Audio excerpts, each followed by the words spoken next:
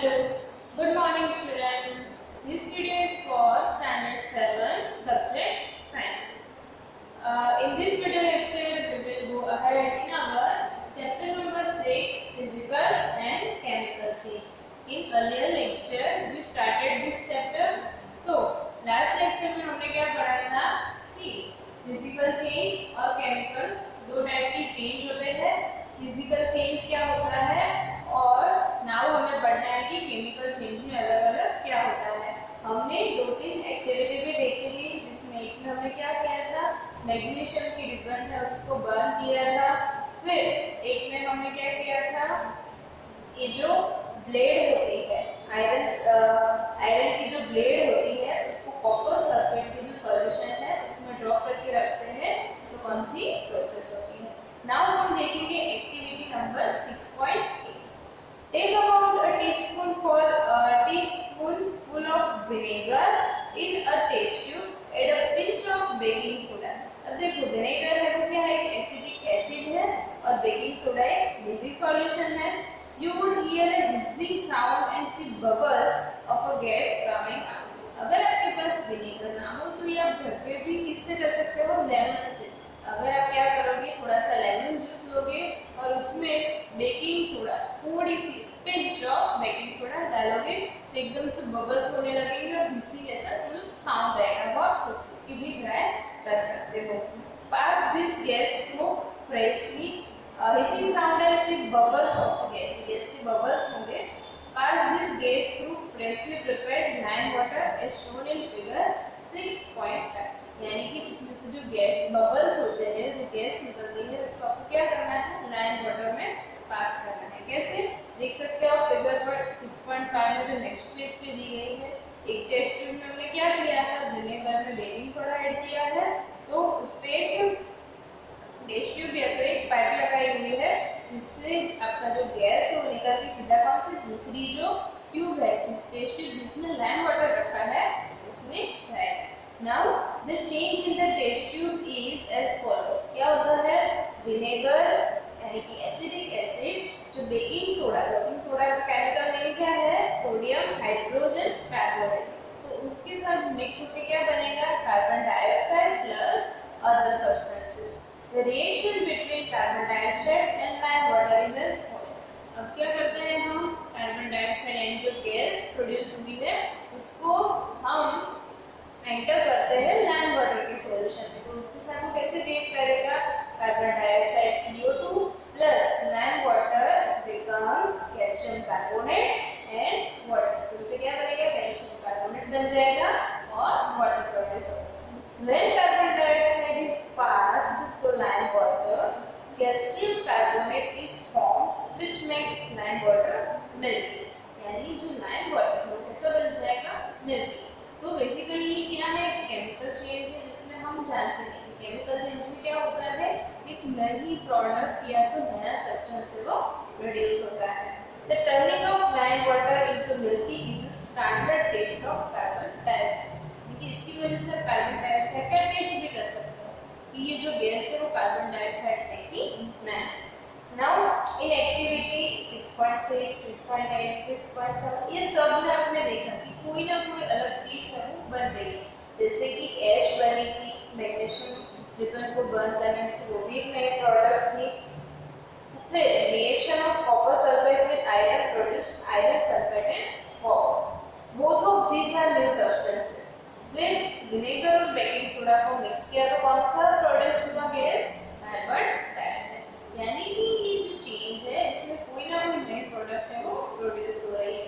A change in which one or more new substances are formed is called a chemical change. जो chemical change जिसमें कोई नई product या कोई नया सब्सटेंस फॉर्म होता है उसे हम क्या बोलेंगे, chemical change. Chemical changes are very important in our lives. All new substances are formed as a result of chemical changes. For example, digestion of food in our body, ripening of fruits, fermentation of grapes, etc. ये सारी चीजें हैं वो हमारे day to day life में required है. Medicine is the end product of a chain of chemical reaction. जो medicine है वो भी केमिकल रिएक्शन का ही एंड है, उसका ही रिजल्ट है. Useful new materials such as plastics and detergents are produced by chemical reaction. Indeed, every new material is discovered by studying chemical changes. यानी कि बहुत सारे यूजफुल मटेरियल जैसे डिटर्जेंट है, प्लास्टिक है, वो भी क्या है, केमिकल रिएक्शन का ही रिजल्ट है। और केमिकल रिएक्शन करके मतलब कुछ नए प्रोडक्ट है वो फाइंड कर सकते हो। We have seen that one or more new substances are produced in a chemical change. अब देखो नई प्रोड्यूस तो हो ही रही है कोई प्रोडक्ट, और दूसरा क्या होता है, हीट लाइट और एनी अदर रेडिएशन जैसे कि ultraviolet for example may be given off or absorb, यानी कि बहुत सारी जो गैसेस है या हीट है, लाइट है, वो प्रोड्यूस होती है या तो एब्जॉर्ब हो जाती है। देन साउंड में भी प्रोड्यूस जैसे कि बेकिंग सोडा और एसिटिक एसिड को हम मिक्स करेंगे तो जिससे ऐसे मतलब साउंड आएगा। अ चेंज इन स्मेल में टेक प्लेस और न्यू स्मेल में भी डेवलप, कि जो स्मेल है वो भी चेंज हो सकती है। जैसे कि रोटी को आप खुला छोड़ दो मतलब बहुत टाइम के लिए, उसमें केमिकल चेंज होता है, उसकी वजह से उसमें उसकी जो स्मेल है रोटी है या तो जिसमें फुंगी लग जाए या तो आपका पिकल है वो बिगड़ जाए, कोई फ्रूट है वो सड़ जाए, उसमें एक गंदी सी स्मेल आती है। तो कई बार स्मेल चेंज भी हो जाती है और कहीं बार स्मेल गंदी आती है। गैस में भी फॉर्म, गैस भी हो सकता है फॉर्म, और दूसरा क्या है, कलर चेंज में भी कलर भी चेंज हो सकता है। You saw that burning of magnesium ribbon is a chemical change. Burning of pulpwood or leaves is also chemical change. In fact, burning of any substance is called chemical change. क्योंकि burn करने से तो क्या होती है, heat produce होती है, कुछ कुछ में लाइट भी प्रोड्यूस होती है और एक धुआं सा निकलता है, स्मेल आती है। तो सारे हैं जो भी कोई चीज़ को हम बर्न करते हैं वो सारे क्या है, केमिकल चेंज है। Burning is always accompanied by production of heat, burn करते रहते हो हीट तो प्रोड्यूस होगी। Explosion of a firework is a chemical change. You know that such an explosion produces heat, light, sound and unpleasant gases that pollute the atmosphere. तो जो firework है उसे जलाने से क्या होता है, अनप्लीजेंट गैस होती है, मतलब वो क्या करती है, पॉल्यूशन करती है एटमॉस्फेयर में। That is why you are advised not to play with fireworks, यानी कि फायरवर्क के साथ खेलना नहीं चाहिए। When food gets spoiled, it produces a food smell, a foul smell. Shall we call this change a chemical change? Yes, यानी कि जो खाना बिगड़ जाता है तो गंदी सी स्मेल आती है, वो भी क्या है, chemical change. You must have noticed that a slice of an apple acquires a brown color if it is not consumed immediately. यानी कि अगर आपने कोई फ्रूट, एप्पल है या तो कोई दूसरा फ्रूट है, काट के रखा है खाने के लिए, लेकिन इमीडिएटली आप उसको खाते नहीं तो उसका जो कलर है वो थोड़ा सा चेंज हो जाएगा। If you have not seen this change in color, cut a fresh slice of apple and keep it away for some time. Repeat the same activity with a slice of potato or brinjal. अब घर पे भी खुद check करके देख सकते हो अगर आपने कभी ये नोटिस ना किया हो। अगर आप फ्रेश है वो स्लाइस कट करके रखोगे और जो बहुत टाइम से पड़ी है उसको देखोगे तो दोनों का कलर है बिल्कुल ही चेंज होगा। The change of color in this case is due to the formation of new substances. Are not these changes chemical change? ये भी क्या है, chemical change. In chapter 5 we neutralized an acid with the base. Is neutralization a chemical change? हमने क्या किया था, neutralisation किया था एसिड और बेस को मिक्स करके। तो ये केमिकल चेंज है, यस और नो? यस, क्योंकि एसिड और बेस जब मिक्स होते हैं तो क्या बनता है, एक नई प्रोडक्ट, कौन सी, सॉल्ट एंड वाटर। तो न्यूट्रलाइजेशन वो भी क्या है, केमिकल चेंज। नाउ यहाँ पे आपको एक बात बताई गई है, प्रोटेक्टिव शीट, यानी कि जो हमें प्रोटेक्ट करता है, एक स्तर होता है, एक एटमॉस्फेयर, एक सरफेस होती है। You must have heard of the ozone layer. जो ओजोन लेयर यानी कि वो कहाँ पर है, सन और जो हमारी अर्थ है उसका एटमॉस्फेयर है उसके बीच में है, सबसे ऊपर ozone layer in our atmosphere. It protect us from the harmful ultraviolet radiation which come from the sun. Sun के कुछ ऐसे रेस है जो कैसे है, अल्ट्रावायलेट है और उनमें से रेडिएशन आता है। Ozone absorbs this radiation and breaks down to oxygen. जब ये रेस है ओजोन लेयर में अंदर एंटर होते हैं तो ओजोन उनको क्या कर देता है, एब्जॉर्ब करके उनको डिवाइड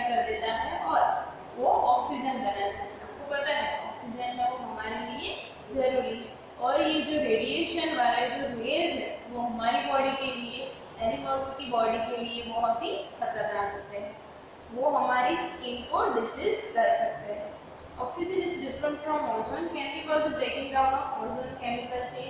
यस, क्योंकि वो क्या कर रहा है, वायलेट जो रेज है उसमें से क्या नया सब्सटेंस यानी ऑक्सीजन बना रहा है, तो ये भी क्या है, केमिकल चेंज है। If ultraviolet radiation were not absorbed by ozone, it would reach the Earth's surface and cause harm to us and other life forms. Ozone acts as a neutral shield against this radiation. यानी कि अगर surface पे, अर्थ की surface पे आ जाए तो बहुत सारे बॉडीज को हार्म कर सकते हैं, इसलिए ओजोन है वो क्या बोला जाता है, प्रोटेक्टिव शील्ड बोला जाता है। नाउ हम अब पढ़ेंगे रस्टिंग ऑफ आयरन। जैसे कि हमने स्टार्टिंग में ही देखा था, रस्टिंग ऑफ आयरन क्या हो जाता है, आयरन को या लोहे को काई लग जाती है। वो let us get back to rusting. This is one change that affects iron articles and slowly destroys them. Iron के जो आर्टिकल्स होते हैं, आयरन की चीजें हैं, लोहे की चीजें, वो स्लोली इफेक्ट करता है। ऐसा नहीं कि चलो एक दिन में ही पूरा का पूरा वो रस्ट हो जाएगा, स्लोली उसको इफेक्ट करता है और फिर उसको डैमेज कर देता है और वो हम उसको अच्छी तरह से यूज नहीं कर पाते हैं। Since iron is used in making bridges, ships, car, trucks, bodies and many other articles, the monetary loss due to rusting is huge. आपको पता है कि ब्रिज बनाने के लिए शिप, अब देखो ब्रिज है वो तो कितने सालों तक चलने वाला है, शिप है उसको भी हमें डेली यूज करना है, मतलब कि जब वो समुद्र में जाता है तो ऐसा नहीं कि चलो एक दिन में ही उसको यूज करके हम दूसरा बनाएंगे, तो इनको इतने लंबे टाइम तक यूज करना है। लेकिन रस्टिंग की वजह से क्या होता है, वो आयरन को कैसे लोहे को खा जाता है, जो काई होती है वो लोहे को खा जाती है, तो आयरन है वो बिल्कुल डिस्ट्रॉय हो जाएगा। तो अब की जो बनाई हुई मेहनत है, इतना सारा ब्रिज जो बना है इतना लंबा, वो भी क्या हो सकता है, डिस्ट्रॉय हो सकता है। तो रस्टिंग वो क्या करता है, आयरन को डिस्ट्रॉय करता है, बहुत सारा मॉनेटरी लॉस क्रिएट करता है। अब देखो रस्टिंग में प्रोसेस क्या होती है, chemical iron plus oxygen, oxygen यानी जो हवा में होता है, तो आयरन है हवा के कांटेक्ट में आएगा तो ऑक्सीजन के साथ प्रोसेस करेगा। आयरन यानी कि Fe प्लस ऑक्सीजन वो बिकम्स वाटर प्लस रस्ट, यानी क्या बनता है, रस्ट और वाटर बन जाता है। तो रस्ट है वो तो हमारे किसी काम की नहीं। For rusting, the presence of both oxygen and water is essential. Water या तो वाटर वेपर, यानी कि अगर आपका जो आयरन है वो वाटर के या तो एयर के कांटेक्ट में नहीं आएगा तो रस्टिंग की प्रोसेस नहीं होगी, आयरन जैसा का वैसा ही रहेगा और जो रस्ट क्रिएट होती है वो नहीं होगी। तो अगर हमें रस्ट क्रिएट ना करनी हो तो हम क्या करेंगे, हमारी जो भी आयरन प्रोडक्ट है या आयरन आर्टिकल है उसको वाटर या तो ऑक्सीजन के कनेक्शन में नहीं लगाएंगे। In fact, if the content of moisture in air is high, which means if it is more humid, rusting becomes faster. यानी आपका जो एटमॉस्फेयर, अगर कोई चीज़ को पानी टच नहीं करता है लेकिन आपका जो एटमॉस्फेयर है बहुत मॉइस्ट है, यानी कि भेज वाला वातावरण है, तो उसकी वजह से रस्टिंग की जो प्रोसेस है वो फास्ट होती है। मोस्टली कब होता है, ये मानसून में होता है, यानी मानसून में हमें ये सारी चीज़ों को संभाल के रखना पड़ता है।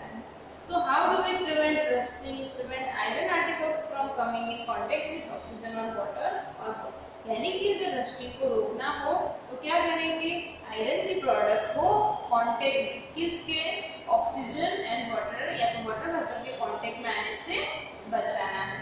Well simple way is to apply a coat of paint और ग्रीस। अब देखो आपके जो घर में डोर्स होते हैं, अभी तो नॉर्मली नहीं होते हैं लेकिन गाँव में या तो कई बार में देखा होंगे कि जो आयरन के डोर्स या तो विंडोज होती है उसमें आप कलर लगाते हो, पेंट करवाते हो। ये पेंट क्यों करवाते हैं, यानी कि उसमें रस्टिंग ना हो, इसलिए। तो एक बेसिक सिंपल वे है, क्या है, होता है कोट ऑफ पेंट और ग्रीस या तो फिर पेंट का कोट यानी कि कवर आपको लगा देना है। In fact this coat should be applied regularly to prevent rusting, यानी रस्टिंग को प्रिवेंट करने के लिए आपको रेगुलरली अप्लाई करना पड़ेगा। Another way is to deposit a layer of a metal like chromium or zinc on iron। यानी आप क्या करोगे, आयरन है उस पे जिंक या तो क्रोमियम का एक लेयर लगवा दोगे, तो उससे क्या होगा, जिंक है वो आयरन जितना उसके साथ पानी के साथ प्रोसेस नहीं करते तो रस्टिंग क्रिएट नहीं होगी। This process of depositing a layer of zinc on iron is called galvanization. Now what is galvanization? Iron के ऊपर हम जिंक का कवर या तो लेयर लगाते हैं, उसे क्या बोलते हैं, galvanisation. The iron pipes we use in our homes to carry water are galvanized to prevent rusting. यानी जो बहुत लंबे टाइम तक हमें यूज करना है आयरन की कोई भी आर्टिकल, तो हम उस पर गैल्वेनाइजेशन करवाते हैं। You know that ships are made of iron and a part of them remains under water. Ships है वो आयरन के बने होते हैं और कुछ जो पार्ट है वो अंदर पानी के अंदर ही रहता है ऑलवेज, तो जो रस्टिंग होने के चांसेस है वो बहुत ज्यादा होते हैं। इसलिए क्या होता है, और दूसरा moreover the water of the sea contains many salt, यानी salt वो भी उसके साथ रिएक्ट करेगा, तो the salt water makes the process of rust formation faster. Therefore ships suffer a lot of damage rusting in spite of being painted, यानी कि और शिप है उनको बहुत ज्यादा लॉस क्रिएट हो जाता है।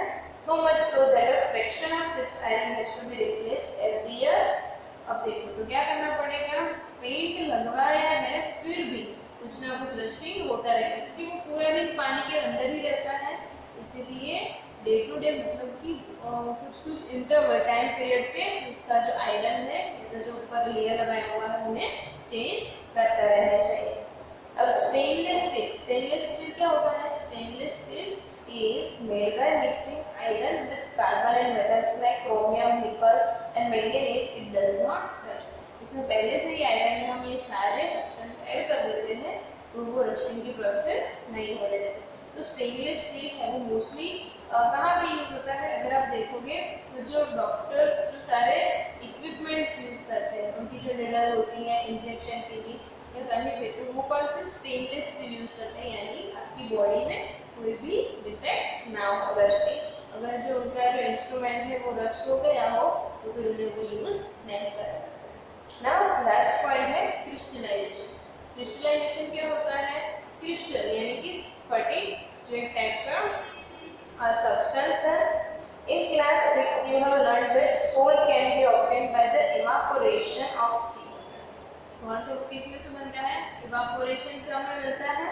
The salt obtained in this manner is not pure and the shape of its crystals cannot be seen clearly. However, large crystals of pure substance can be formed from their solution. और इसे क्या हम बोलते हैं, crystallisation, यानी कि जो pure substance है crystals of pure substance can be form, उनकी सॉल्यूशन में से हम क्रिस्टल बना सकते हैं थोड़े बड़े साइज के। तो ये जो क्रिस्टल बनाने की प्रोसेस है क्या बोलते हैं, crystallisation. It is an example of a physical change.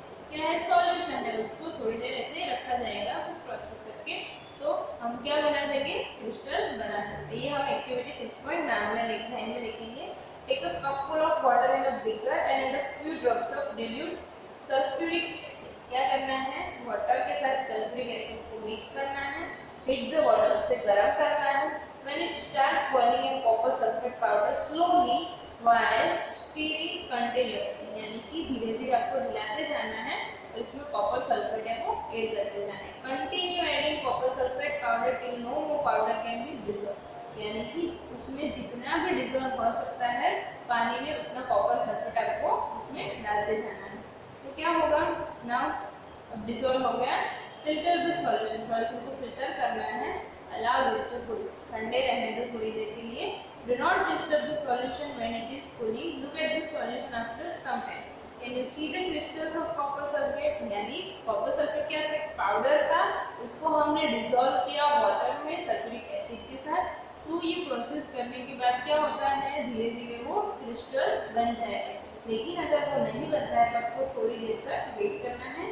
Do not wait for some time, यानी कि वो बन जाएगा धीरे धीरे क्रिस्टल बन जाएगी। तो ये भी क्या है, चेंज है। You have learned about physical and chemical changes. Try to identify changes that you observe around you as physical और केमिकल चेंजेस। यानी कि ये चैप्टर में हमने दो टाइप के चेंज पढ़े, मतलब जब भी आपके अराउंड कोई चेंज हो तो हमने समझने की कोशिश करो कि केमिकल चेंज होता है और ये फिजिकल चेंज हो। हमारे केमिकल चेंज में क्या होता है, एक नया ही प्रोडक्ट है वो फॉर्म होता है, और फिजिकल चेंज में उसका कलर, साइज और अपीयरेंस चेंज होता है। तो आई होप ये दोनों चीज आपको अच्छी तरह से समझ में आ गए होगा। यहाँ पे हमारा चैप्टर फिनिश होता है। Okay, thank you.